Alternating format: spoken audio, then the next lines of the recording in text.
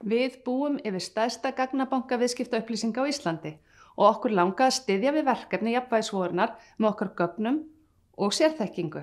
Í greiningunni rýndum við kynjasamsetningu æðsta stjórnenda, það framkvæmdastjóra eða forstjóra í íslenskum fyrirtækjum samkvæmt skráningu í fyrirtækjaskrá RSK.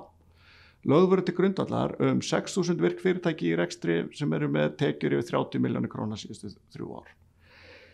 Greiningi byggir svo að mestu leyti á rúmlega 1000 tekjuhæstu fyrirtækin úr þessum hópi. En þar áttu fyrirtæki sem eru með að minnstakosti 350 milljónir króna í tekjur síðastliðin 3 ár. Ástæða þess að horta sérstaklega til 1000 tekjuhæstu fyrirtækjana að þau eru líklegir til að skrá framkvæmdastjóra og halda þeirri skráningu við. Hjá mörgum minni fyrirtækjum geti vantað skráningu á framkvæmdastjóra og eins má gera ráð fyrir að sami framkvæmdastjóri sé líklegir til að sitja lengi í minni fyrirtækjum. Til dæmis meirihluta eigendur eru tengdir fjölskylduböndum. Það er yfirlýst markmið að auka á jafnvægi kynja í efsta lagi stjórnunar fyrirtækja í íslensku viðskiptalífi og að árið 2027 verði hlutfall á milli kynja að minnstakosti 40-60.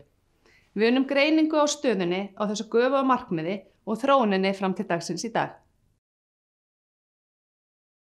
Það sem af er þessu ári hafa konur einungis verið ráðnar framkvæmdastjórar í 20% tilvika, sem í takt við meðaltal síðustu ára en lækkun frá síðasta ári þegar það var 24%, sem eru mikil vonbrigði.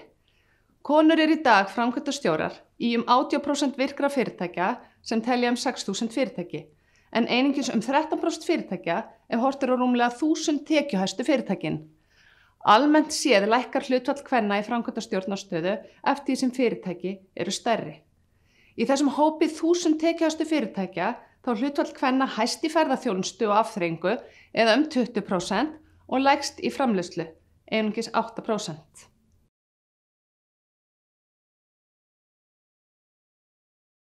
Þetta er ekki að lagast að sjálfu sér og það þarf að bregðast við. Það væri mögulega hægt að fullyrða að þetta væri að lagast ef tölurnar sýndu fram á að hlutfall kvenna af nýráningum væri stöðugt að vaxa á ekkert markverðan hátt. En svo er ekki raunin. Hlutfall kvenna af nýráningum er búið að vera frekar stöðu síðustu 10 ár, í kringum 20%, og engin sérstök merki eru að það sé að breytast. Til að hlutfall kynjana í framkvæmdastjórastöðum verði nokkuð jafnt fyrir árið 2027, þyrfti hlutfall kvenna í nýráningum strax að verða 70%.